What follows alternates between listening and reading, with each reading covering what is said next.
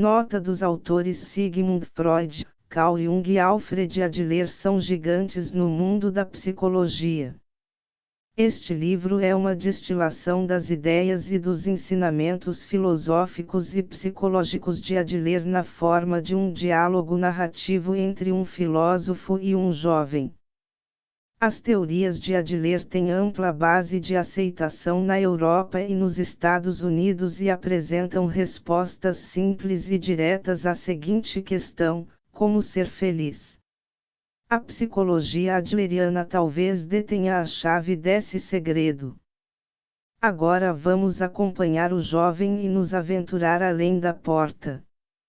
Na periferia da cidade milenar vivia um filósofo que ensinava que o mundo era simples e que a felicidade estava ao alcance de todos.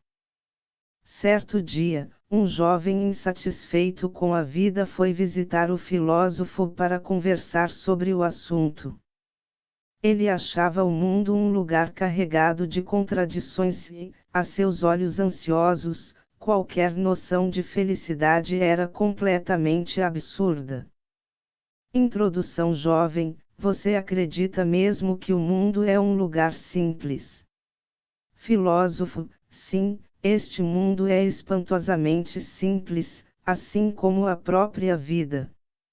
Jovem: este é um argumento idealista. Ou você está falando de uma teoria viável? Ou seja, está dizendo que todos os problemas que você, eu ou qualquer um enfrenta na vida são simples. Filósofo: sim, isso mesmo. Jovem: tudo bem, mas me deixe explicar por que decidi fazer esta visita.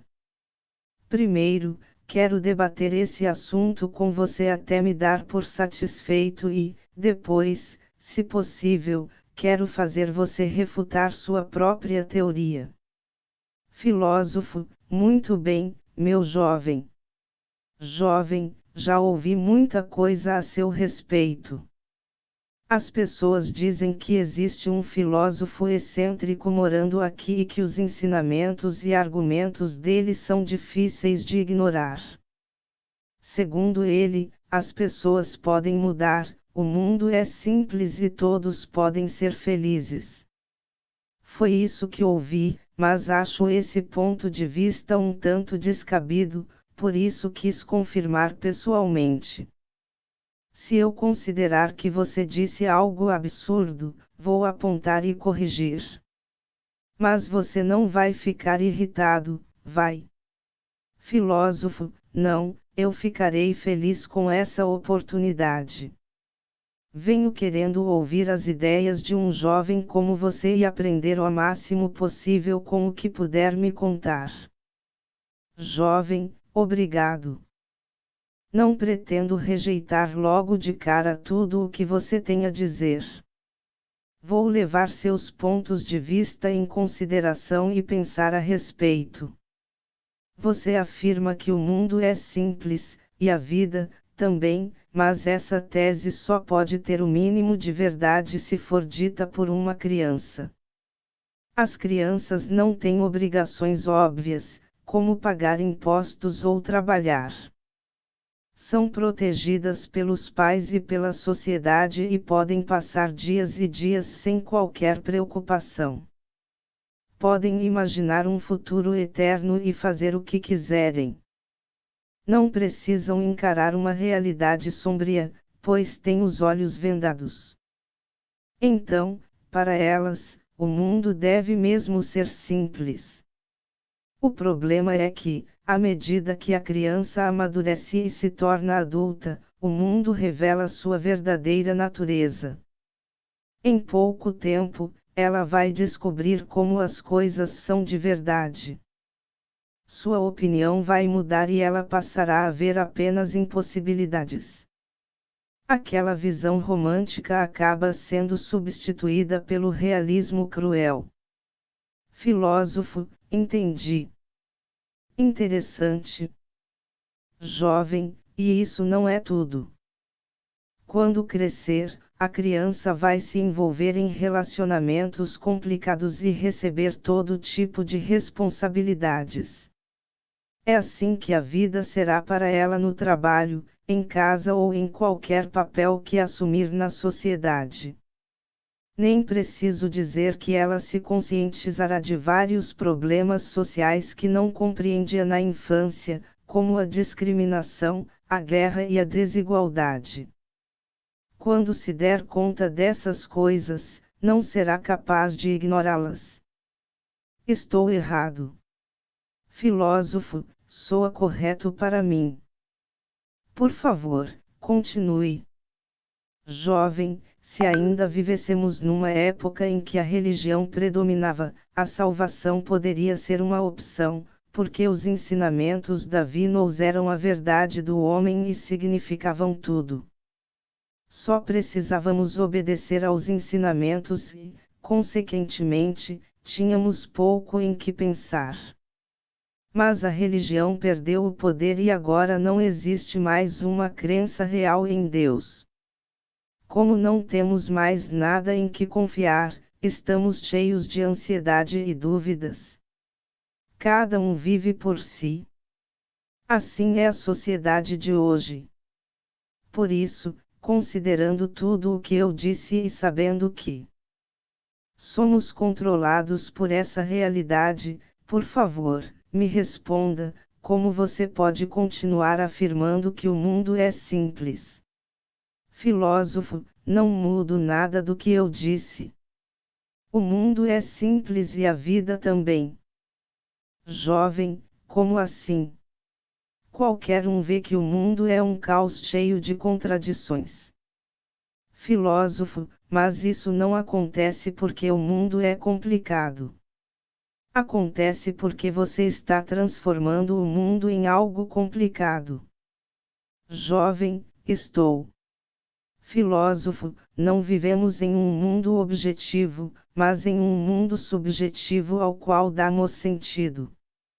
O mundo que você vê é diferente daquele que eu vejo e impossível de compartilhar com qualquer pessoa. Jovem, como isso é possível?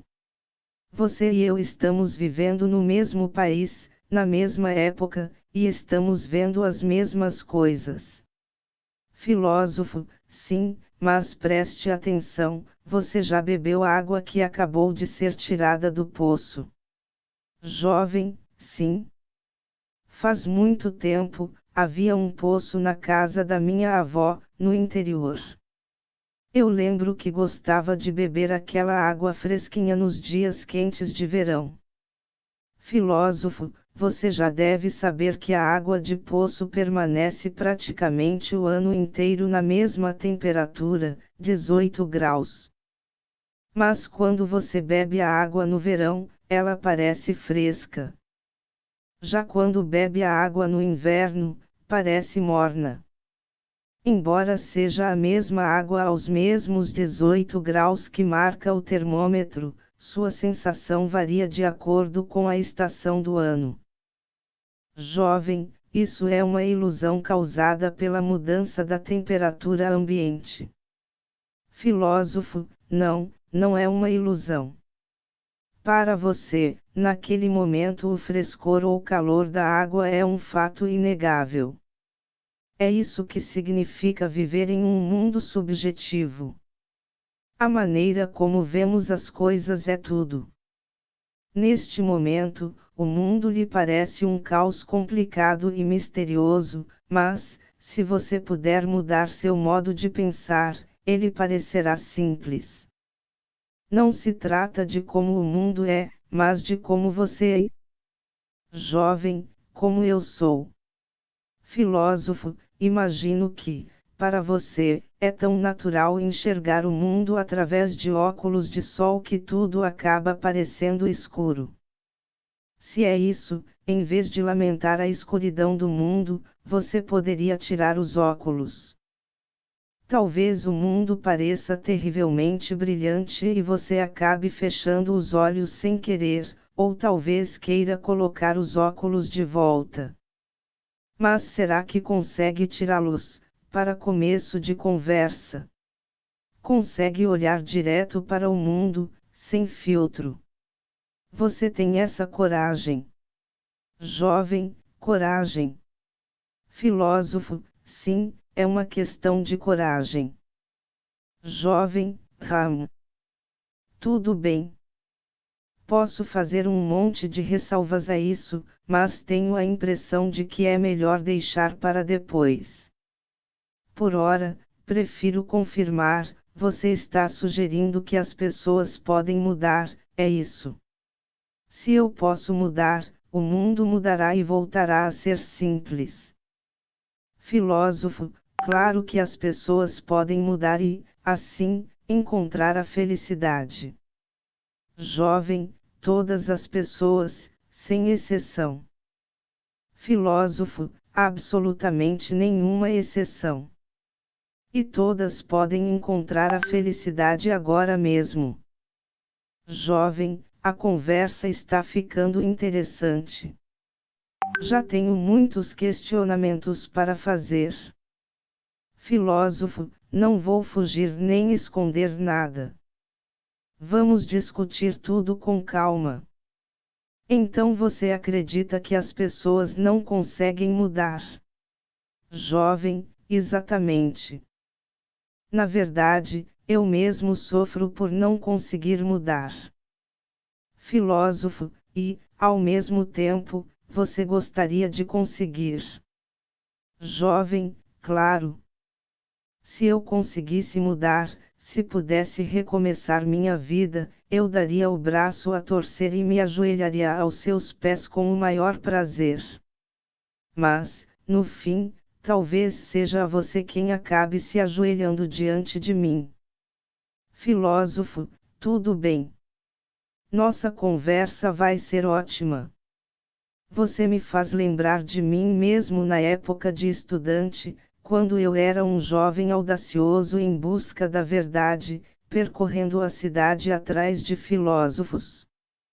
Jovem, sim, estou à procura da verdade. A verdade sobre a vida. Filósofo, nunca senti necessidade de ter discípulos e nunca os tive.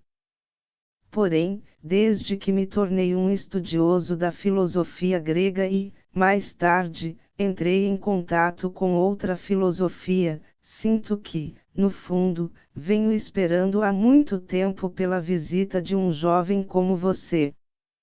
Jovem, outra filosofia. Qual? Filósofo, bem, meu gabinete é logo ali. Entre. Será uma longa noite. Vou fazer um café.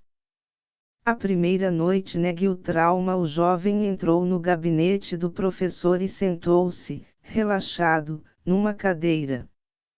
Porque estava tão determinado a rejeitar as teorias do filósofo.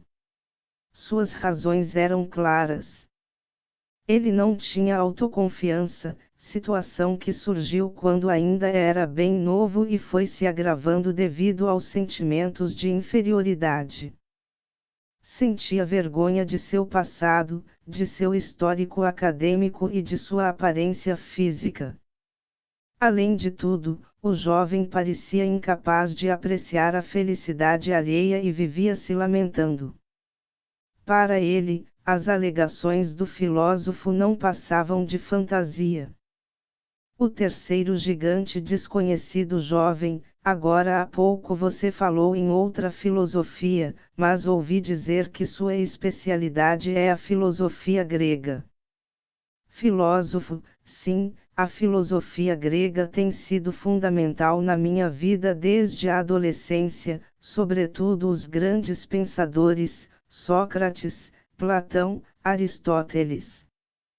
Atualmente estou traduzindo uma obra de Platão e espero passar o resto da vida estudando o pensamento grego clássico. Jovem, então qual é a outra filosofia? Filósofo, é uma escola de psicologia criada pelo psiquiatra austríaco Alfred Adler no início do século XX. Costuma ser chamada de psicologia adleriana ou psicologia individual. Jovem, nunca imaginei que um especialista em filosofia grega se interessasse por psicologia. Filósofo, não conheço bem os caminhos percorridos por outras escolas, mas posso afirmar que a psicologia adleriana está completamente alinhada com a filosofia grega e que é um vasto campo de estudo.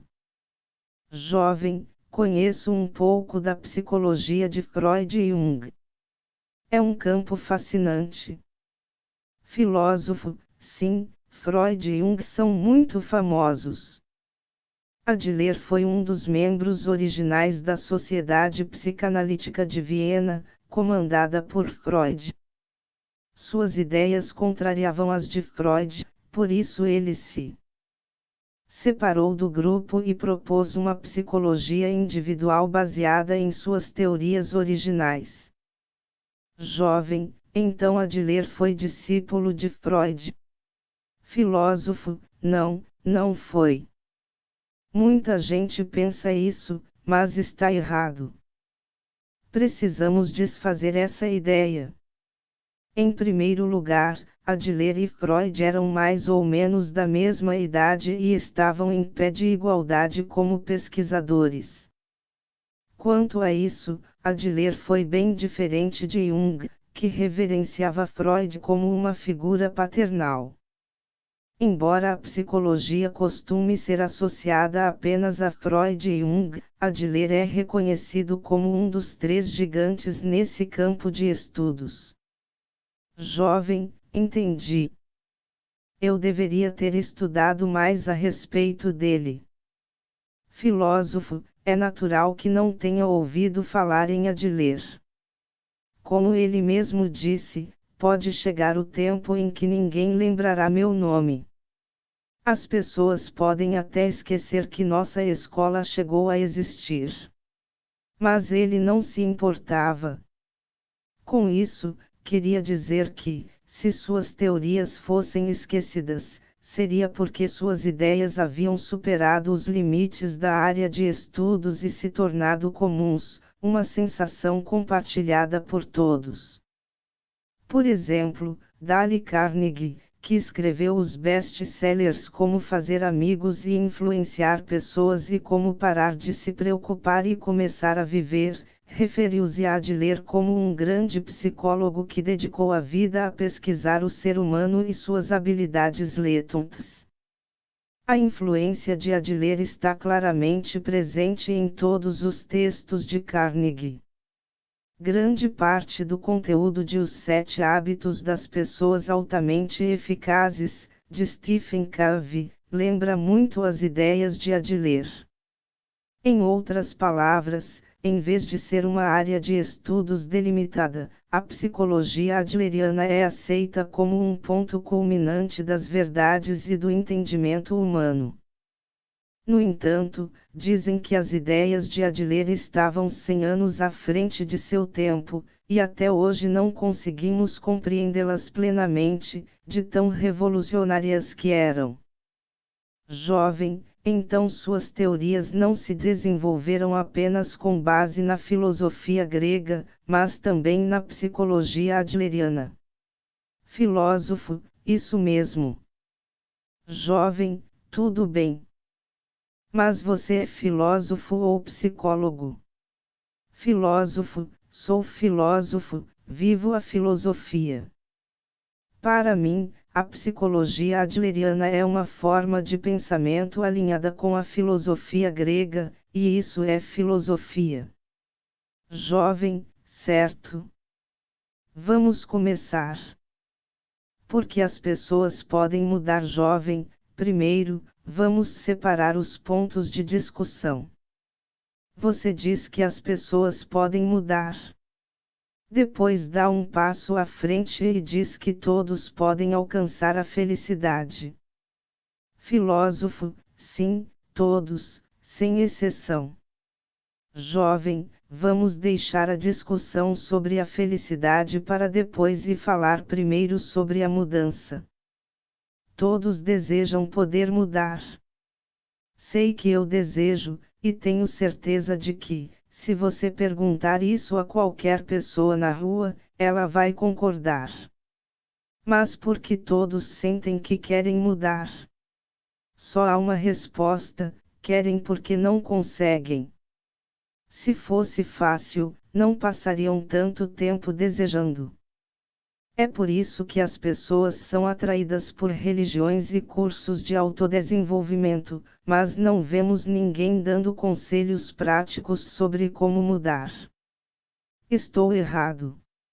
Filósofo, vou responder com uma pergunta: por que você está tão certo de que as pessoas não conseguem mudar? Jovem, vou explicar. Tenho um amigo que não sai do quarto há muitos anos. Ele tem vontade de sair e até acha que gostaria de ter um emprego. Portanto, ele quer mudar sua forma de ser. Digo isso como amigo dele. Garanto que é uma pessoa bem séria que poderia ser bastante útil à sociedade. Só que ele tem medo de sair do quarto. Se dá um único passo para fora, começa a ter palpitações, e sente os braços e as pernas tremerem. Acho que é uma espécie de neurose ou pânico. Ele quer mudar, mas não consegue. Filósofo, porque acha que ele não consegue sair. Jovem, não sei bem. Pode ser por causa do relacionamento com os pais ou porque sofreu bullying na escola. A partir daí pode ter desenvolvido um trauma. Mas também pode ser o inverso, talvez ele tenha sido mimado demais na infância e não consiga encarar a realidade. Eu não sei e não posso bisbilhotar o passado ou a situação familiar dele. Filósofo, então você está dizendo que acontecimentos do passado causaram um trauma, ou algo parecido, e como resultado ele não consegue mais sair de casa. Jovem, claro. Antes de um efeito existe uma causa. Isso não é nenhum mistério. Filósofo, então talvez a causa de ele não conseguir mais sair na rua esteja no ambiente doméstico durante a infância. Ele sofreu violência dos pais e chegou à vida adulta sem nunca sentir amor. Por isso tem medo de interagir com as pessoas e não consegue sair na rua. É possível, não? Jovem, sim, totalmente possível. Imagino que, para ele, seja um verdadeiro desafio. Filósofo, e aí você diz, antes de um efeito existe uma causa. Ou, em outras palavras, quem eu sou agora, o efeito, é determinado por ocorrências no passado, as causas. Estou entendendo certo? Jovem, está. Filósofo, mas se o aqui e agora é produto de acontecimentos do passado, como você diz, a situação não seria estranha. Veja bem, todos os que foram vítimas de violência dos pais quando pequenos deveriam sofrer os mesmos efeitos que seu amigo e se tornar reclusos, ou então sua ideia de que o passado determina o presente e de que as causas controlam os efeitos está furada. Jovem, aonde exatamente você quer chegar? Filósofo, quando nos concentramos apenas nas causas do passado e tentamos explicar os fatos do presente com base na relação entre causa e efeito, o resultado é o que chamamos de determinismo.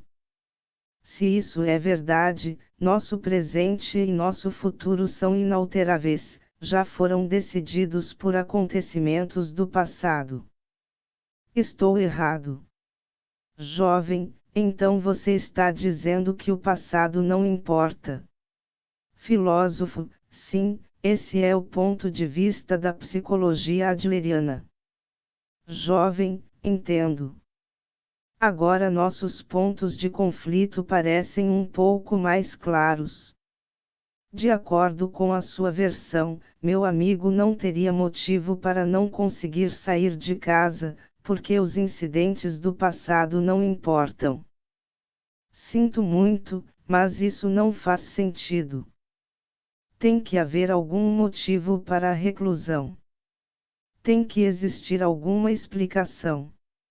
Filósofo, mas não existe nenhuma explicação. Na psicologia adleriana, não pensamos em causas do passado, mas em metas do presente. Jovem, metas do presente. Filósofo, você diz que seu amigo está inseguro, por isso não consegue sair na rua. Mas inverta o pensamento, ele não quer sair, por isso está criando um estado de ansiedade. Jovem, como assim? Filósofo, reflita, antes de tudo, seu amigo tinha a meta de não sair na rua, por isso está criando um estado de ansiedade e medo como meio de alcançar essa meta. Na psicologia adleriana, isso se chama teleologia. Jovem, isso é uma piada. Está dizendo que meu amigo está imaginando tudo isso. Como você tem a audácia de dizer que ele simplesmente finge estar doente? Filósofo, ele não está fingindo. A ansiedade e o medo de seu amigo são reais. Às vezes, ele pode até sofrer de enxaqueca e cólicas estomacais violentas. Mas esses também são sintomas que ele criou para alcançar a meta de não sair de casa. Jovem, isso não é verdade. De jeito nenhum. É um absurdo. Filósofo, não? Esta é a diferença entre a etiologia, o estudo das causas, e a teleologia, o estudo do propósito de determinado fenômeno, em vez de suas causas. Tudo o que você me contou se baseia na etiologia. Enquanto permanecermos presos às supostas causas, não daremos nenhum passo à frente. O trauma não existe, jovem. Se você vai fazer afirmações tão radicais, vou querer uma explicação minuciosa. Para começar, explique melhor a diferença entre etiologia e teleologia. Filósofo, vamos supor que você tenha pego um resfriado, esteja com febre alta e vá ao médico. Ele diz que você se resfriou porque ontem saiu sem se agasalhar. Você ficaria satisfeito com isso? Jovem, claro que não. O motivo não me interessaria. Tanto faz a roupa que eu estava vestindo, se estava chovendo, etc.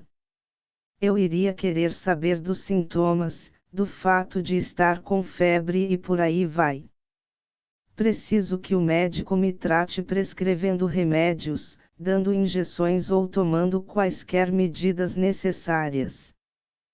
Filósofo, aqueles que assumem uma posição etiológica, inclusive muitos psicólogos e psiquiatras, argumentariam que você está sofrendo de algo que é resultado de tal e tal causa no passado, e acabariam consolando você, dizendo, não é culpa sua. O argumento em torno dos chamados traumas é típico da etiologia. Jovem, espere aí. Você está negando a existência do trauma. Filósofo, sim, estou. Totalmente. Jovem, como pode? Você, ou melhor, Adler não é uma autoridade em psicologia. Filósofo, na psicologia adleriana, o trauma é categoricamente negado. Este foi um ponto de vista novo e revolucionário para a época.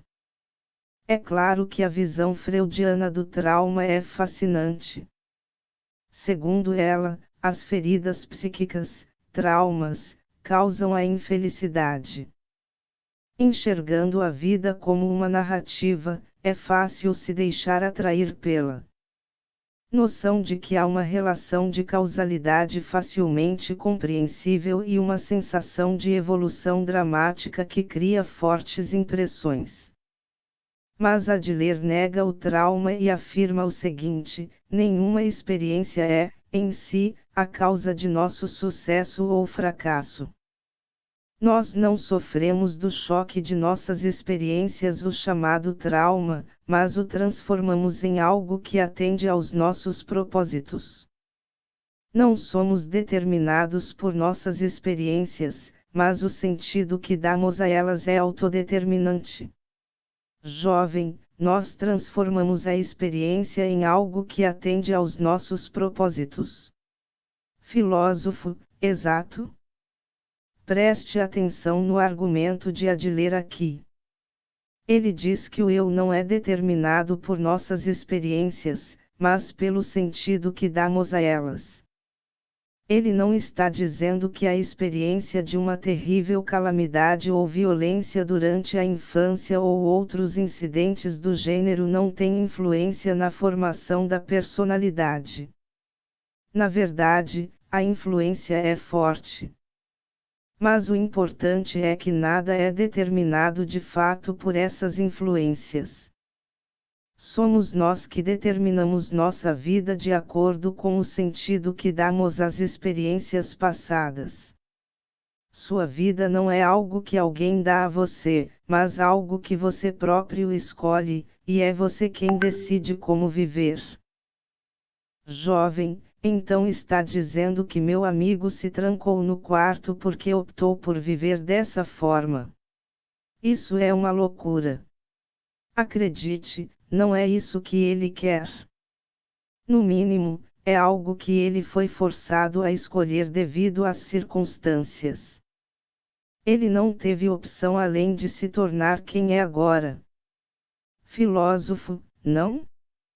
Mesmo que seu amigo realmente pense não consigo me encaixar na sociedade porque sofri violência dos meus pais, ainda é porque a meta dele é pensar assim. Jovem, que tipo de meta é essa? Filósofo, a meta imediata seria provavelmente a de não sair na rua. Ele está criando a ansiedade e o medo para ficar em casa. Jovem, mas por que ele não quer sair na rua? Essa é a questão. Filósofo, bem, pense na situação do ponto de vista dos pais. Como você se sentiria se seu filho ficasse trancado no quarto? Jovem, eu me preocuparia, é claro. Iria querer ajudá-lo a voltar à sociedade. Iria querer que melhorasse e me perguntaria se o criei de forma errada. Faria de tudo para ajudá-lo a voltar à vida normal. Filósofo, é aí que está o problema. Jovem, onde? Filósofo, se eu fico no quarto o tempo todo, meus pais vão se preocupar. Com isso, consigo atrair a atenção deles. Os dois vão ficar extremamente cautelosos comigo e sempre me tratarão com todo o cuidado. Por outro lado, se eu ponho o pé fora de casa, passo a fazer parte da multidão anônima a qual ninguém presta atenção. Estarei cercado de gente que não conheço e acabarei sendo uma pessoa comum. E ninguém mais terá cuidados especiais comigo.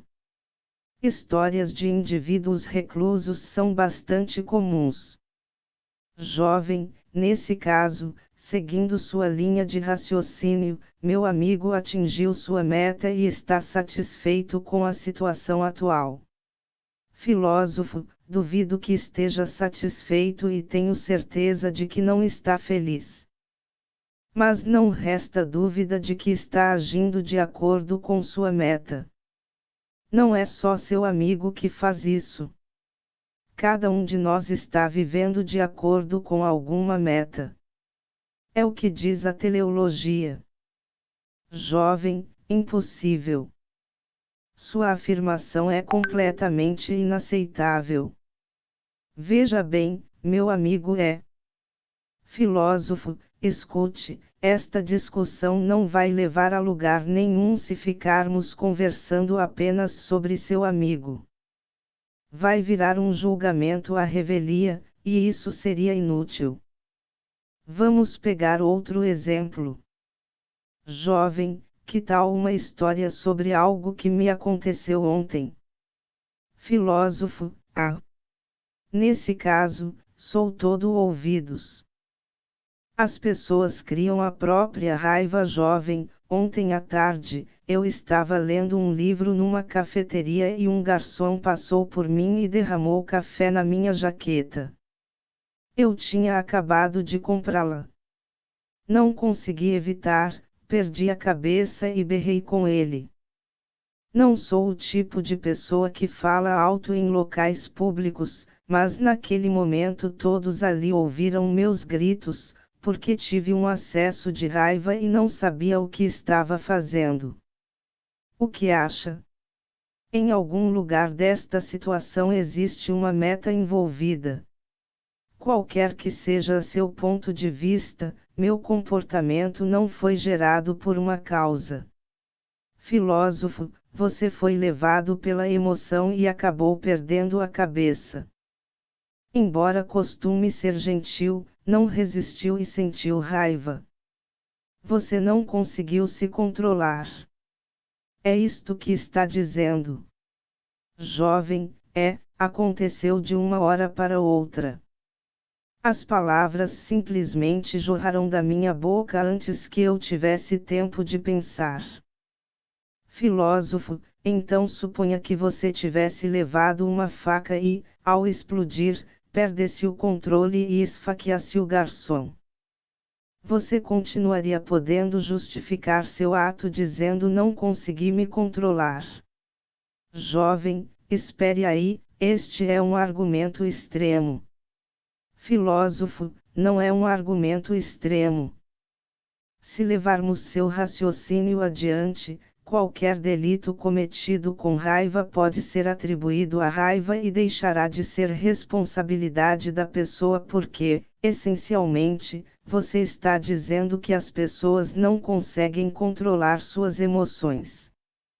Jovem: como você explica minha raiva, então? Filósofo: é fácil. Você não teve um acesso de raiva e depois começou a berrar. Simplesmente ficou zangado para poder berrar. Em outras palavras, para alcançar a meta de gritar, você criou a emoção da raiva.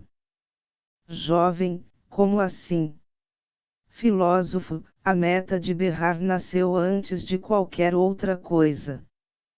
Quer dizer, ao gritar, você queria que o garçom se submetesse a você e ouvisse o que tinha a dizer.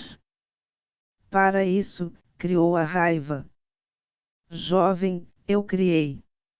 Você está de brincadeira. Filósofo: então por que elevou a voz? Jovem: eu já disse, perdi o controle.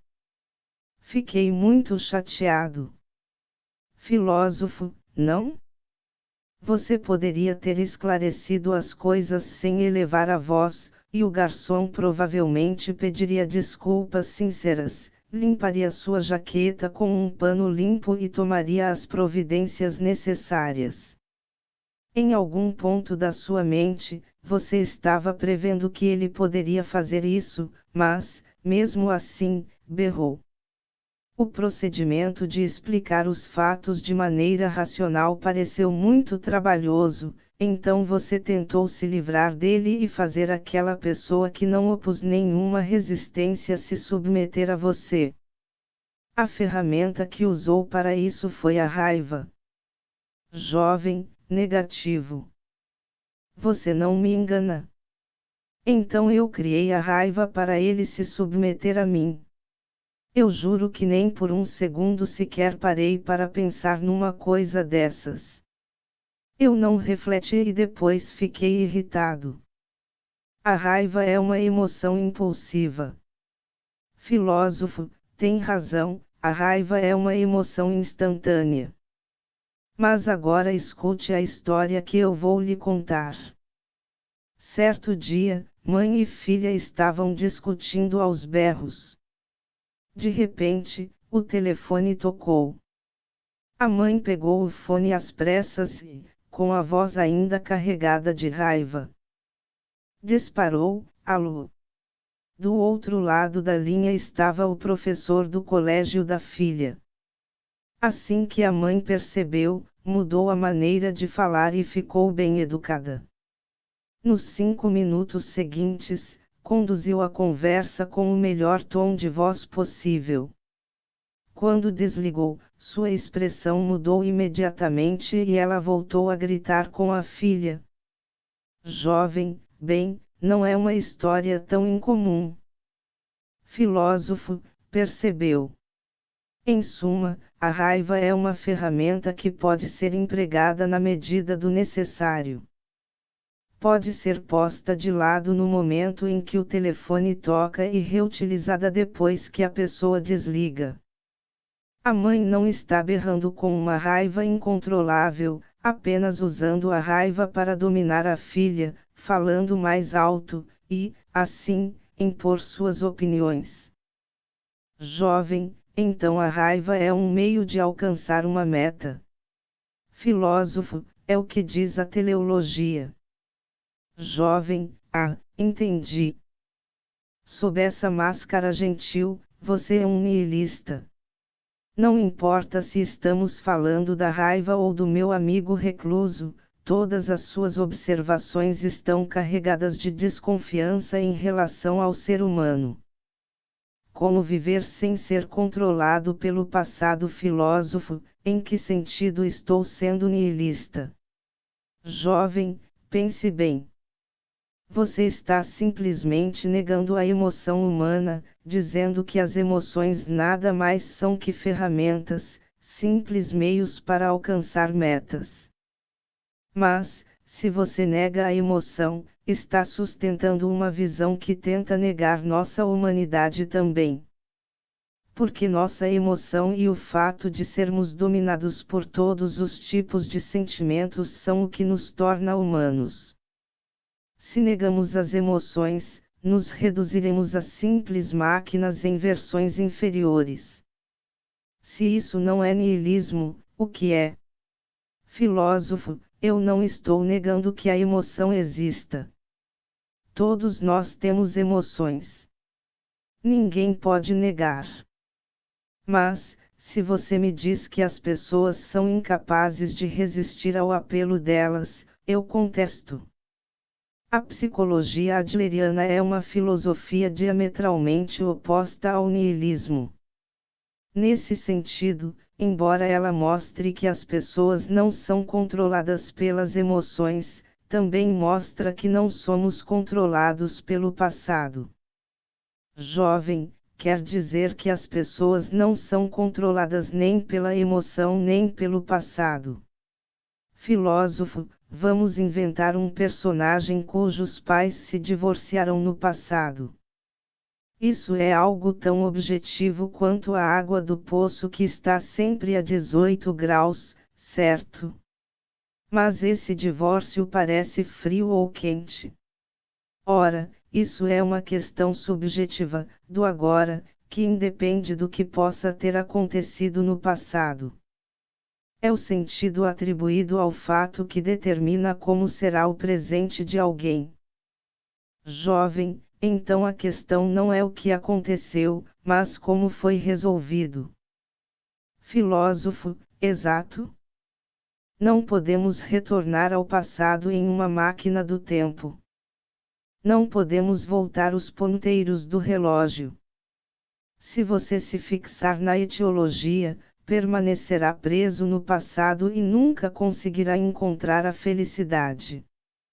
Jovem, concordo que não podemos mudar o passado, e exatamente por isso a vida é tão difícil. Filósofo, a vida não é apenas difícil. Se o passado determinasse tudo, não seríamos capazes de dar passos significativos. Qual seria o resultado? Um tipo de niilismo e pessimismo que mata qualquer esperança no mundo e faz desistir da vida. A etiologia freudiana, tipificada pelo argumento do trauma, é uma forma diferente de determinismo e é o caminho para o niilismo. Você vai aceitar valores como esses? Jovem, não quero aceitar, mas o passado é tão poderoso. Filósofo, pense nas possibilidades.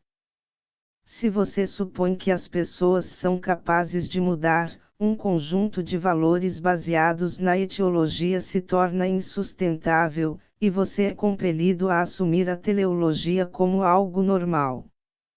Jovem, então devemos sempre partir da premissa de que as pessoas são capazes de mudar. Filósofo, claro. Por favor, entenda, é a etiologia freudiana que nega o livre-arbítrio e trata os humanos como máquinas. O jovem parou e examinou o gabinete do filósofo. Estantes do chão ao teto cobriam as paredes e, numa mesinha de madeira, havia uma caneta tinteiro e o que parecia ser um manuscrito ainda não finalizado. As pessoas não são impelidas por causas do passado, mas avançam para cumprir metas que elas próprias ficham. Esta era a alegação do filósofo. A teleologia que ele defendia derrubava as bases da psicologia fundamentada na causalidade, e o jovem considerou a ideia inaceitável. Assim, a partir de qual ponto de vista deveria começar a argumentar? Ele respirou fundo. Sócrates ia de ler jovem, tudo bem. Deixe eu lhe contar uma história de outro amigo meu, que vou chamar de Y.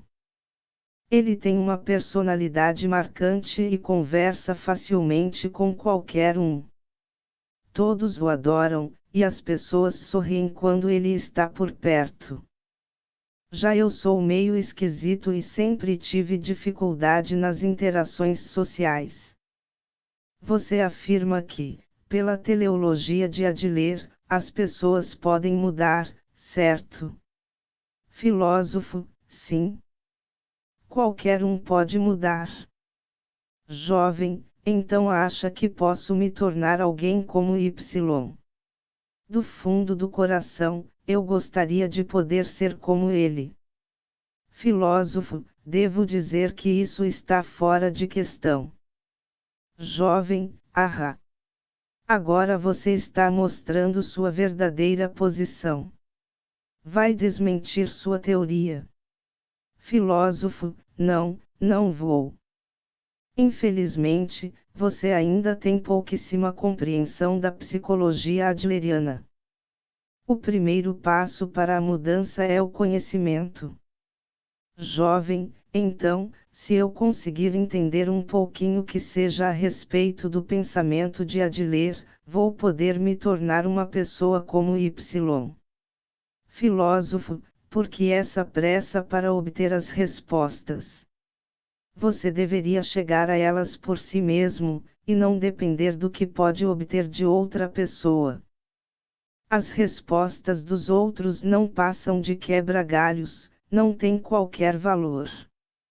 Veja Sócrates, que não deixou nenhum livro escrito. Ele passou a vida em debates públicos com os cidadãos de Atenas, especialmente os jovens, e foi seu discípulo Platão quem organizou sua filosofia em textos para as gerações futuras. Adler também mostrou pouco interesse pelas atividades literárias, preferindo manter diálogos pessoais nos cafés de Viena e pequenos grupos de discussão. Sem dúvida, não foi um intelectual de gabinete. Jovem, então tanto Sócrates como Adler transmitiram suas ideias por meio de diálogos. Filósofo, isso mesmo. Todas as suas dúvidas serão dissipadas durante a nossa conversa e você começará a mudar. Não por causa das minhas palavras, mas por vontade própria. Não quero privá-lo do valioso processo de chegar às respostas pelo diálogo. Jovem, você está querendo dizer que vamos tentar reproduzir o tipo de diálogo utilizado por Sócrates e Adler. Filósofo, não está bom para você. Jovem, isso é o que espero descobrir. Vamos avançar o máximo possível, até você desistir da sua teoria ou eu dar o braço a torcer. Você está bem do jeito que está. Filósofo, ok, voltando à sua pergunta, você gostaria de ser mais animado, como Y, certo? Jovem, mas você acabou de rejeitar essa possibilidade, disse que estava fora de cogitação. Bem, acho que é assim que as coisas são. Na verdade, eu só disse isso para desafiar você. Eu me conheço bem. Jamais conseguiria ser como ele. Filósofo, por quê? Jovem, é óbvio. Porque temos personalidades diferentes, ou, como acho que você diria, disposições diferentes. Filósofo, Ramo. Jovem, você, por exemplo, vive cercado por todos esses livros. Lê um livro novo e adquire conhecimentos novos. Basicamente, vive acumulando conhecimentos. Quanto mais lê, mais sabe. Você acha que novos conceitos são valiosos e tem a impressão de que eles mudam você. Olhe, sinto muito lhe dizer isto, mas, por mais conhecimentos que adquira, seu temperamento e sua personalidade permanecerão os mesmos. Se sua base for distorcida, tudo o que você aprendeu será inútil. Todos os conhecimentos que adquiriu desmoronarão à sua volta, e você descobrirá que voltou à estaca zero. O mesmo vale para as ideias de Adler. Por mais que eu aprenda sobre elas, minha personalidade continuará igual. Conhecimentos apenas se acumulam como conhecimentos, até serem descartados ou esquecidos, mais cedo ou mais tarde. Filósofo, então, deixe-me fazer uma pergunta, por que você acha que quer ser como Y? Suponho que você só queira ser diferente, seja Y ou outra pessoa. Mas qual é o objetivo? Jovem, você está falando sobre metas de novo. Como eu já disse, admiro meu amigo e acho que seria mais feliz se fosse como ele. Filósofo, você acha que seria mais feliz se fosse como ele? O que significa que não está feliz agora, certo? Jovem, que? Filósofo, neste exato momento, você é incapaz de se sentir feliz de verdade. Isso porque não aprendeu a amar a si mesmo. Para tentar amar a si mesmo, deseja renascer como uma pessoa diferente. Você espera ser como Y e descartar quem você é agora. Certo?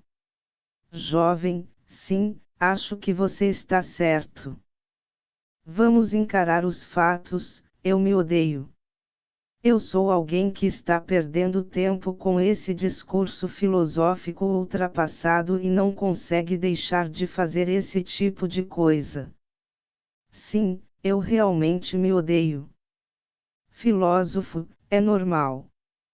Se você perguntasse às pessoas que dizem gostar de si mesmas, dificilmente alguma delas estufaria o peito com orgulho e diria: sim, eu realmente gosto de mim.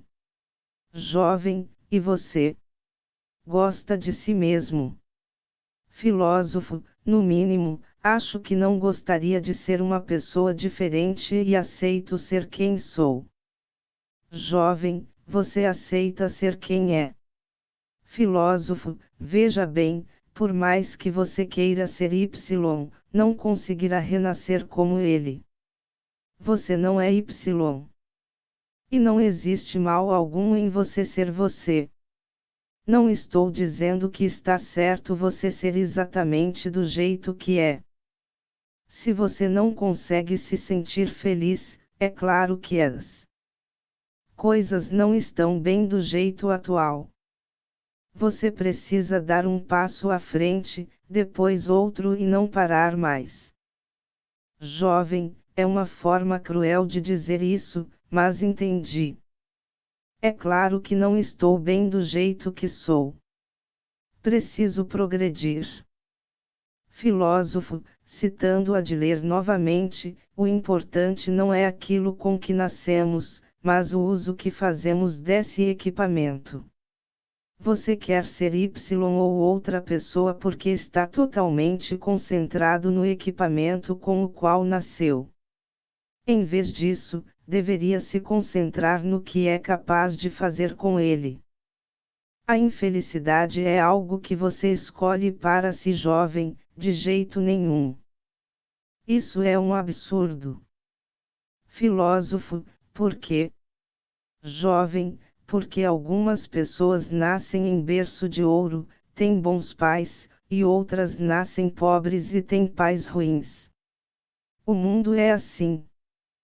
Não estou com a menor vontade de tocar neste tipo de assunto, mas não existe igualdade no mundo, e as diferenças entre cor de pele, sexo e nacionalidade têm mais importância do que nunca.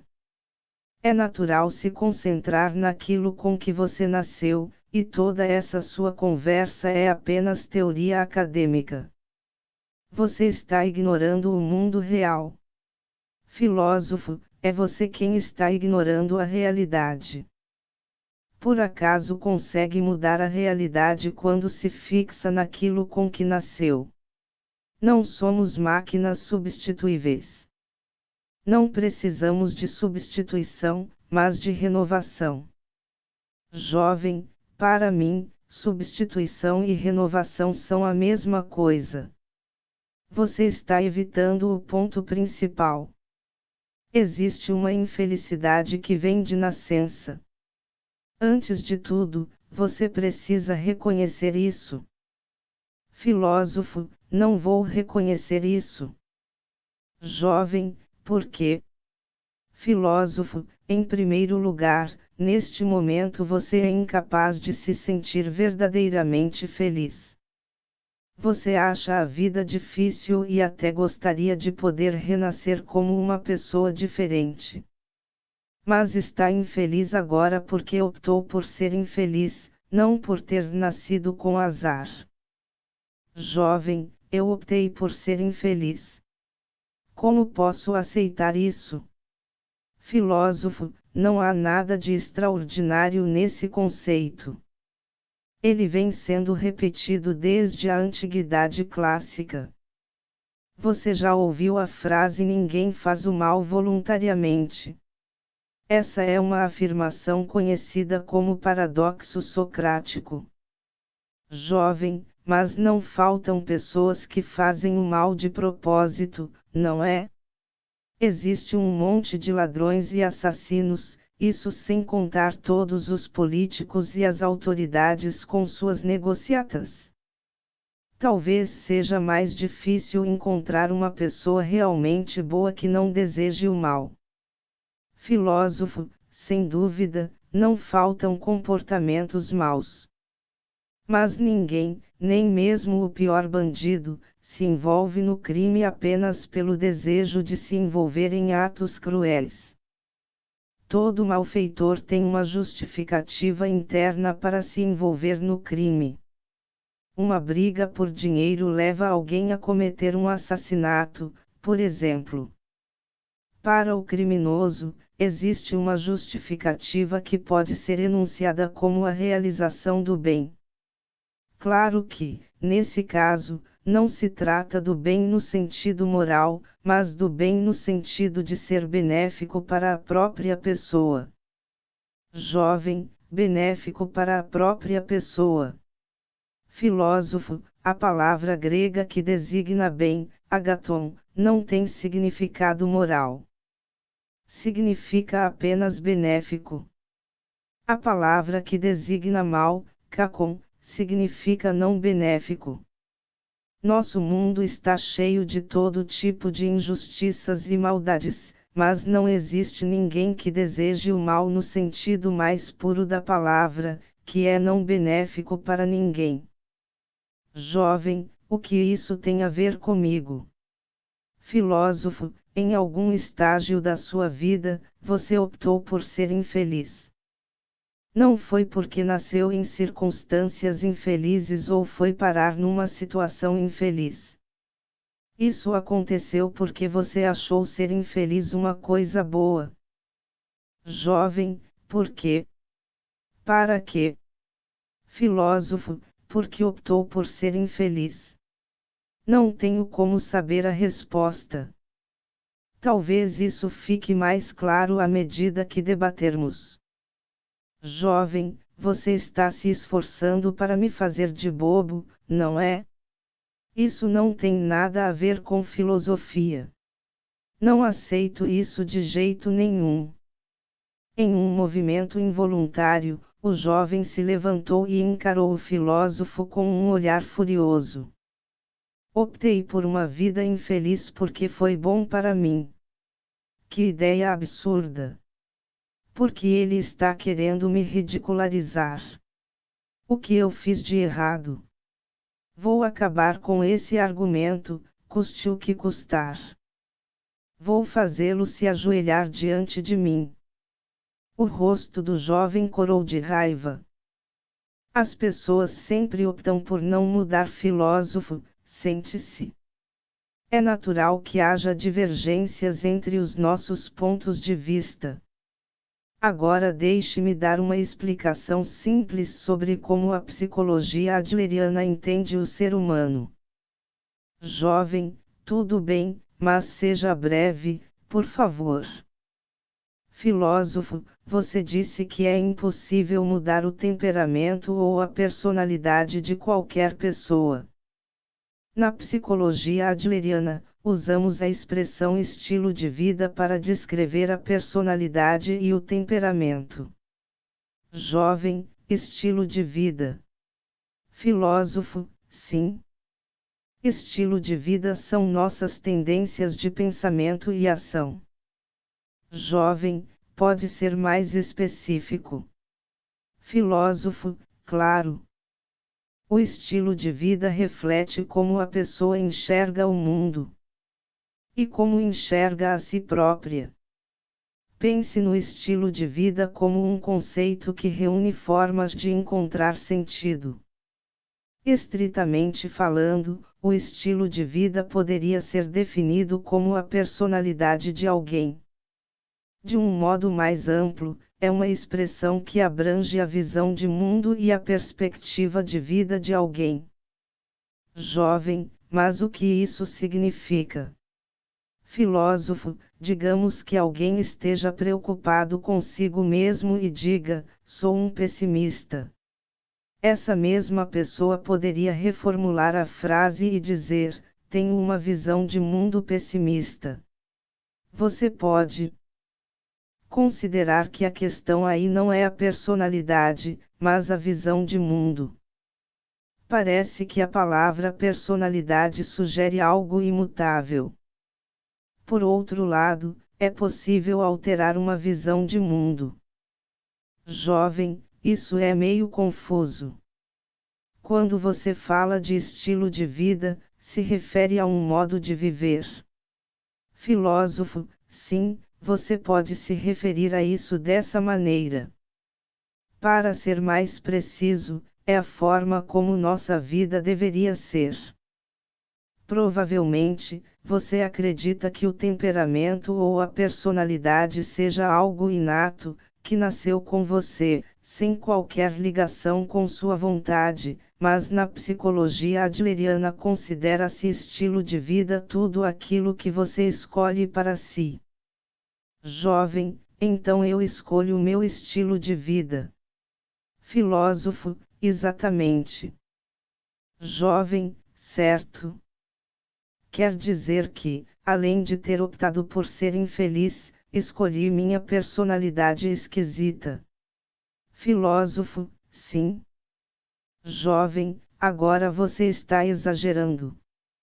Desde que eu me entendo por gente já tinha esta personalidade. Não guardo nenhuma lembrança de ter feito uma escolha. Ser capaz de escolher a própria personalidade. Parece que você está falando de robôs, não de gente.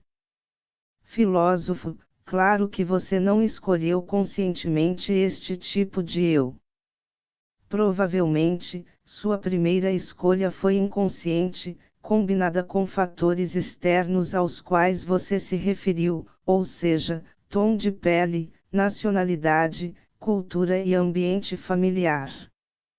Sem dúvida, esses fatores tiveram uma forte influência na sua escolha. Mesmo assim, foi você quem escolheu. Jovem, como é possível eu ter feito essa escolha?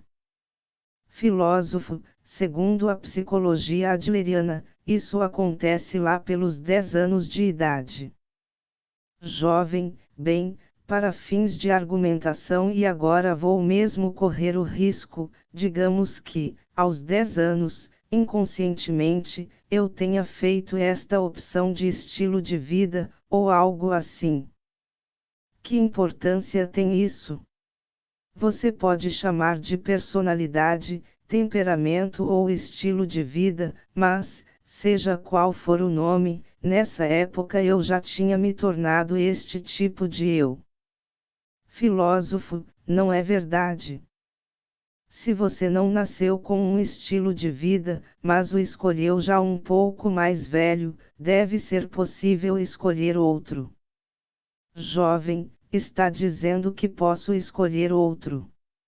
Filósofo, talvez você não tenha estado consciente de seu estilo de vida até agora, ou talvez não tenha estado consciente do próprio conceito de estilo de vida. Claro que ninguém consegue escolher as circunstâncias do próprio nascimento. Você não escolheu ter nascido neste país, nesta época e ter estes pais.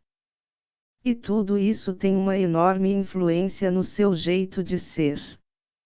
Mas agora você já aprendeu sobre seu estilo de vida, e o que fará com ele daqui para a frente é responsabilidade sua. Cabe a você continuar escolhendo se quer manter o estilo de vida que teve até agora ou mudar para outro totalmente diferente. Jovem, então como eu faço para escolher de novo? Você está dizendo que eu escolhi este estilo de vida e que, se quiser, posso simplesmente optar por outro. Mas a questão é que não existe a menor chance de eu conseguir mudar de uma hora para outra. Filósofo, sim, você consegue. As pessoas são capazes de mudar a qualquer momento, não importa o ambiente onde estejam. Você só se sente incapaz de mudar porque está tomando a decisão de não mudar. Jovem, o que você quer dizer com isso? Filósofo, as pessoas vivem escolhendo seus estilos de vida. Neste exato momento, enquanto estamos tendo esta conversa, selecionamos os nossos. Você se considera uma pessoa infeliz. Diz que quer mudar agora mesmo. Chega a afirmar que deseja renascer como outra pessoa. Depois de tudo isso, por que continua incapaz de mudar? É porque tomou a decisão de não mudar seu estilo de vida e está persistindo nela. Jovem, você não vê que isso não tem a menor lógica. Eu quero mudar, meu desejo é sincero. Então, como poderia tomar a decisão de não mudar? Filósofo, embora seu estilo de vida atual tenha algumas inconveniências e limitações, você provavelmente o considera prático e acha mais fácil deixar as coisas como estão. Na inércia, pode usar sua experiência para reagir de maneira correta aos eventos à medida que ocorrem e prever os resultados de suas ações. É como dirigir seu carro velho, com o qual está familiarizado. Ele pode chacoalhar um pouco, mas dá para conviver com isso e guiá-lo sem dificuldade. Por outro lado, quando alguém escolhe um novo estilo de vida, não é capaz de prever o que pode acontecer com seu novo eu nem tem qualquer ideia de como lidar com os eventos que surgirão. Fica difícil prever o futuro, e sua vida será carregada de ansiedade, talvez até passe a ser mais dolorosa e infeliz. Resumindo, as pessoas têm queixas e mais queixas, porém é mais fácil e mais seguro continuarem do jeito que estão, mesmo que se sintam insatisfeitas.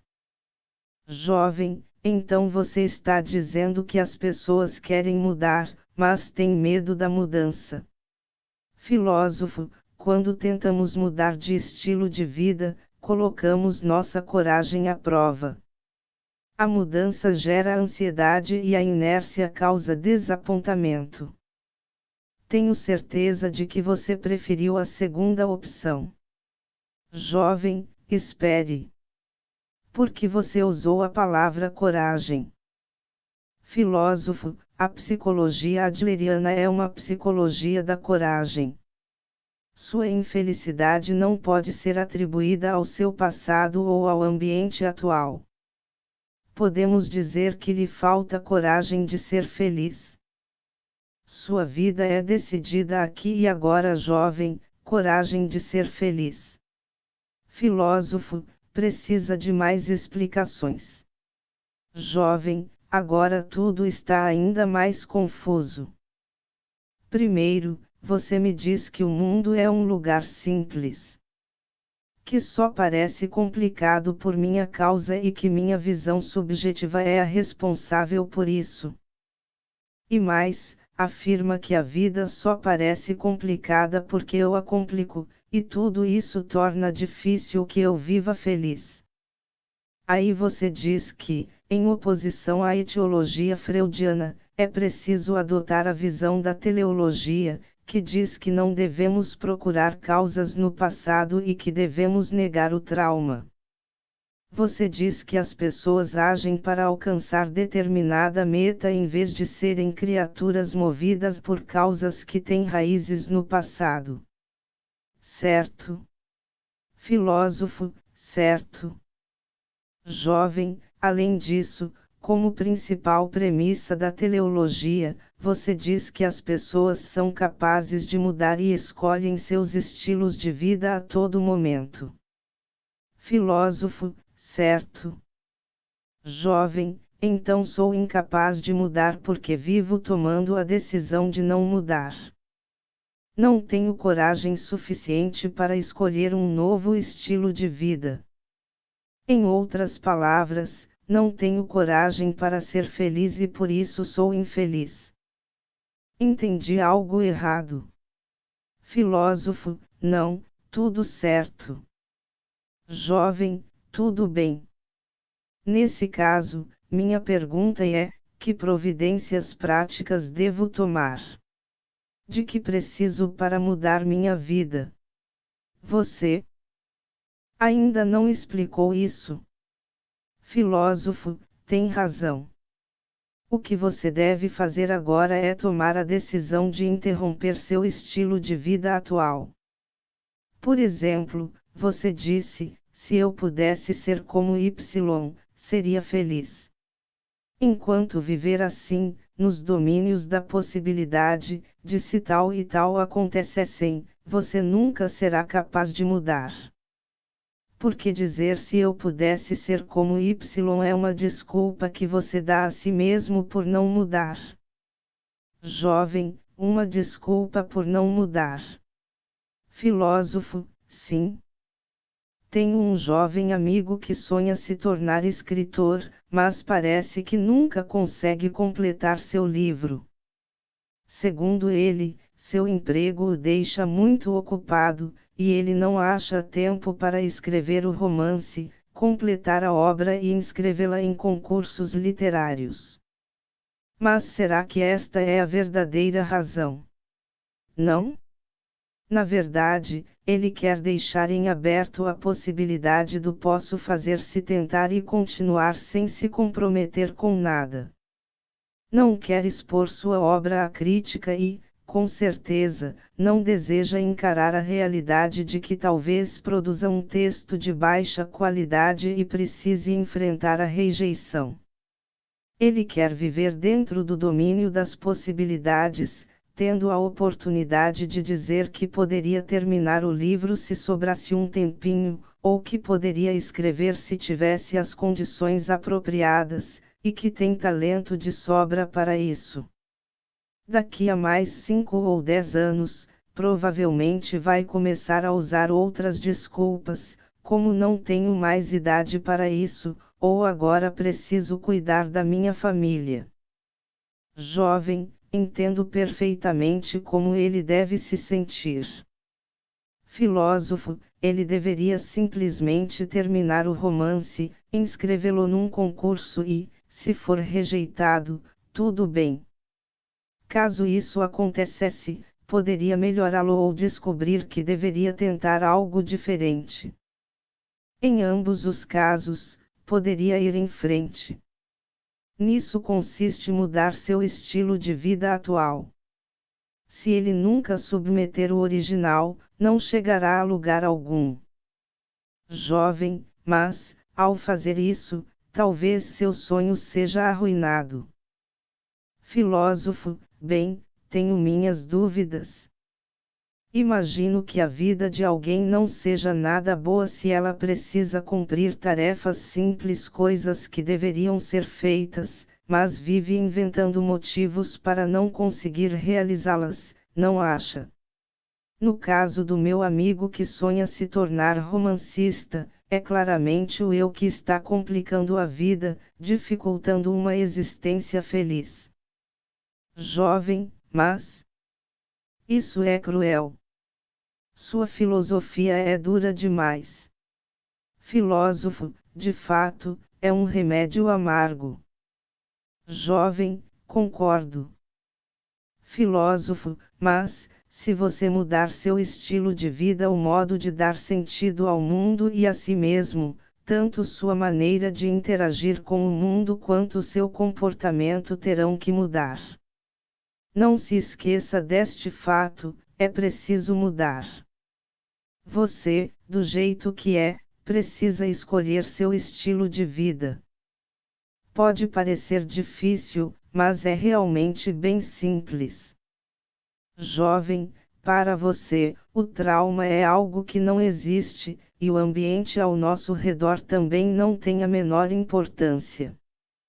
Tudo não passa de obstáculos, e minha infelicidade é culpa minha, certo?